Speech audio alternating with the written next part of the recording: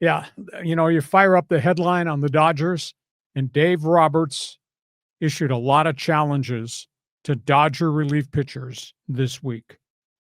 Do your damn job. He was really upset after they blew leads Tuesday, Wednesday. Dodgers have 11 walk-off losses this season, 27 blown saves on the season. Their bullpen has accounted for 32 losses this year. And Dave Roberts lectured his players in a team meeting, his pitchers.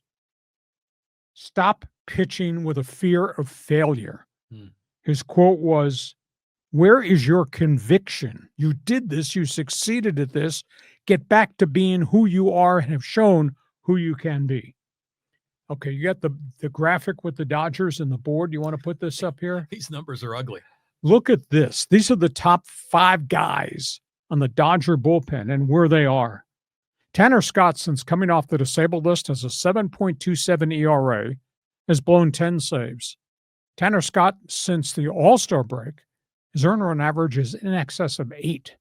You can't trust him. And then you got Blake Trinan, who's been hurt, came back off the disabled list. His ERA is 5.55. He's given up 11 runs in his last 5 innings. 5 outings, he's given up 11 runs. Can't trust him. Kirby Yates, ERA, 5.23, gone. This morning, they put him back on the disabled list. He's got a hamstring problems.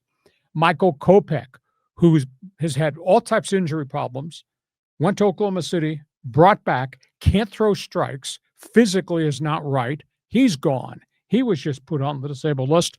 And of course, as you know, there's no Evan Phillips. He's been out all season with arm surgery and spring training.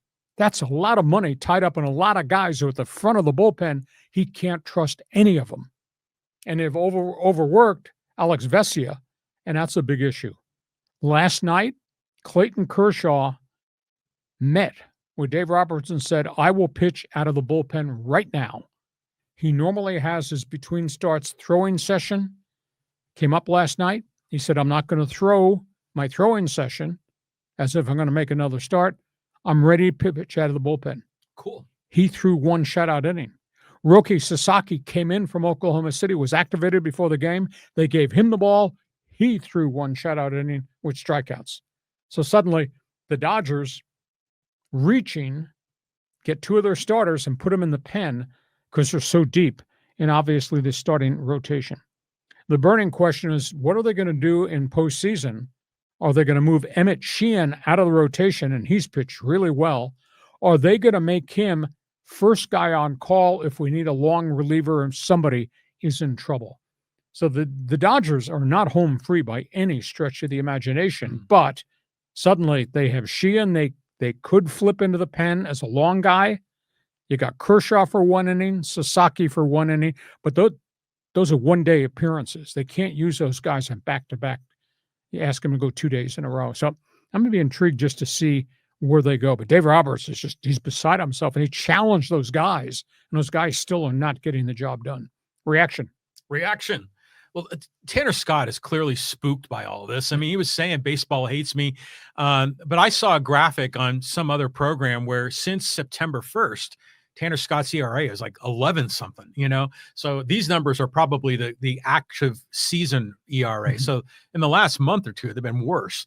Bummer about Kirby Yates. I didn't know about him, having to step out, but yeah, this is all shaping up how I expected though, is that you're going to have Kershaw and Sheehan and Sasaki, and you're going to have enough guys, that are quality arms that are going to be able to fill in that playoff roster. And if you happen to shed a Yates, or you put Trinan and Scott in timeout or something and not use them, or maybe not even put them on the active playoff roster, you still have enough guys.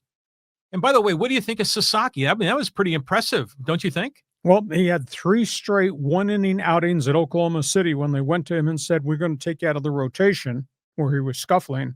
"We just want you to throw 1 inning per outing. Use your the pitches that you are confident in."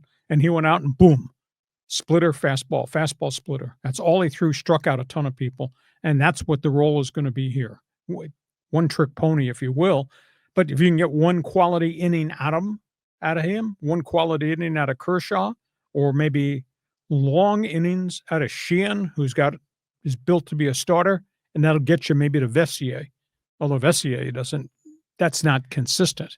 Well, see, again, this is all working out nicely for the Dodgers because it was doom and gloom. We've been thinking about doom and gloom. Here's Roki Sasaki, the Manhattan Project, this new whiz-bang weapon. And if he's going to go max velocity for one inning, that's perfect. I mean, that's exactly what they need. So I just think there's a lot of pieces of, individual pitchers. They're going to make that playoff roster, and they got a lot to pick from. But yeah, they're going to take like 4 or 5 guys and say, you're not going, to who's going to be in the 6th seed. Yeah, the postseason roster to be announced on Monday when we're on the air. That's going to be intriguing to see who gets left off. That's kind of the interesting thing is how they're going to configure it. And then it'll depend on matchups because who are the ones involved? It's the Mets or the Reds. Or Arizona. So, okay. Here's a final thought on these two teams that we just talked about. Who's got the bigger problem? Padres right now or Dodgers right now? No, definitely the Dodgers. I mean, that bullpen is like a dark cloud hanging over, the pitchers, Dave Roberts, everybody. No one has faith in them. And sure, you're going to have Kershaw and Sasaki, and they can hopefully fill some gaps, but the bullpen's been unable to step up. So they know it's an Achilles heel that's going to bite them in the butt at some point. In my sense, I think right now the Padres are kind of trending up again. Okay. 2 out of 3 against the Brewers, number 1 team in the NL. So, right now, of course, the Padres missing Laureano. That's a huge miss. But I'd have to say that the Dodgers have the weak spot that could be exploited if everything goes bad. Okay. Fans forum chat box is open. Padre fan, respond to everything we've talked about. Dodger fan, dive in here with an opinion. And who do you think's in bigger trouble as we go towards the beginning of the playoffs? Wild card week is just around the corner. We're not done with baseball.